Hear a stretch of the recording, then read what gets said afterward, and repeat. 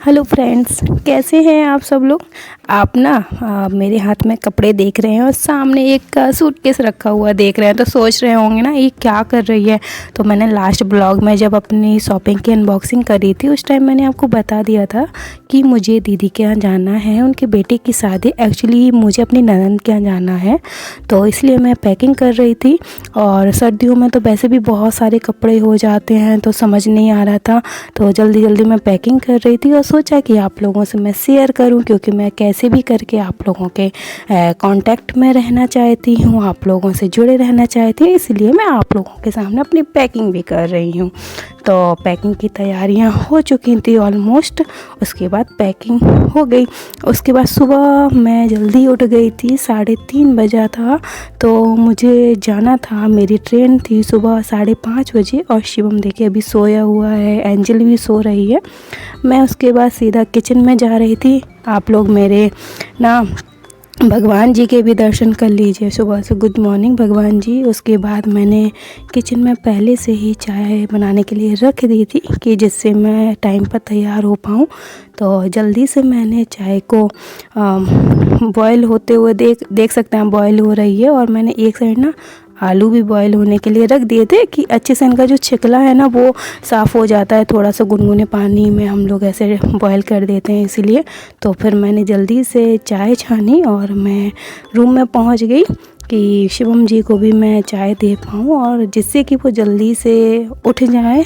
और ना जेंट्सों का तो होता ही है कि लेडीज़ कितनी भी जल्दी पूरा काम करके भी तैयार हो जाती है ना, लेकिन इन लोगों का तो कभी तैयार ही नहीं होते हैं। फिर मैंने उसके बाद पूरा रूम सही किया, क्योंकि कहीं जाने से पहले ना रूम अगर सही करके जाओ ना तो आके बहुत अच्छा लगता है।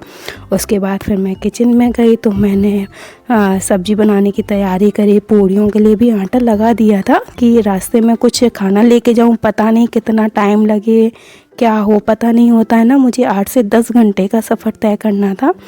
तो मैंने एक साइड सब्ज़ी बना दी और एक साइड में एंजल के लिए भी रोटियां सेकने की तैयारी कर रही थी कि कम से कम जब मैं जाऊं तो उसके लिए खाना तैयार रहे, तो दिक्कत ना हो। तो देखिए अभी ना मेरे अंदर दुर्गा माता प्रकट हो गई थी। मैं एक साथ कितने सारे काम कर रही थी, पूड़ियाँ भी सेक रही हूँ, सब्ज़ी भी बना रही हूँ, और ना एंजल के लिए रोटियाँ भी सेक रही थी।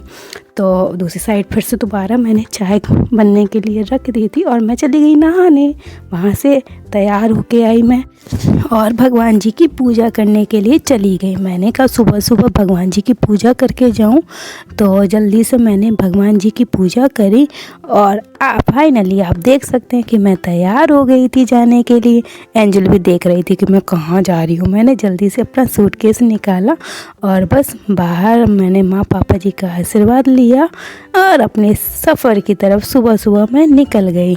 और मैं पहुंच गई झांसी रेलवे स्टेशन, जहां आप देख सकते हैं हमारे स्वीट से शिवम जी को जो अपने सामान को किस तरीके से ढो रहे थे। और रेलवे स्टेशन की खास बात बताऊं ना, कुछ लोग तो सीरियसली ऐसे लेटे रहते हैं ना वहाँ पे कि आप समझ सकते हैं कैसी फीलिंग्स आती है। उसके अलावा रेलवे स्टेशन पे पहुंचने के बाद एक बहुत बड़ा ट्विस्ट हो गया। हम लोग गलत वे में पहुंच गए, फिर पता चला तो फिर हमने लिफ्ट का सहारा लिया और हम लोग सही वे में गए। मेरी तो ट्रेन ही मिस होने वाली थी, लग रहा था कि आज तो हम पहुंच ही नहीं पाएंगे, लेकिन फाइनली हमको ट्रेन मिल गई और हम पहुंच गए थे।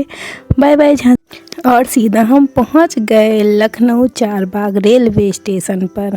उसके बाद हम लोग बस स्टैंड पर पहुंचे। फिर उसके बाद फिर हमें दूसरी ट्रेन फिर से पकड़नी थी, तो फिर से मैंने दूसरी ट्रेन ली फैज़ाबाद की। और फाइनली मैं अपनी मंजिल की ओर पहुंच गई हूँ। यदि आप लोग कंटिन्यू मेरे ब्लॉग देखना चाहते हैं तो मैं कोशिश करूँगी शाम 7 बजे आप तक ब्लॉग मेरे पहुंच जाएं। और शादी में मैंने क्या क्या मस्ती करी, क्या क्या एंजॉय किया, सब कुछ देखने के लिए कंटिन्यू मेरे ब्लॉग्स को लाइक करिए, कमेंट करिए, फॉलो करिए एंड सब्सक्राइब तो आप कर ही चुके होंगे। अगर नहीं किए ना तो कर दीजिए प्लीज़। आप ही की दोस्त हूँ मैं, कोई पराई नहीं हूँ। तो इसलिए मिलते हैं आपसे नए ब्लॉग में। Bye bye.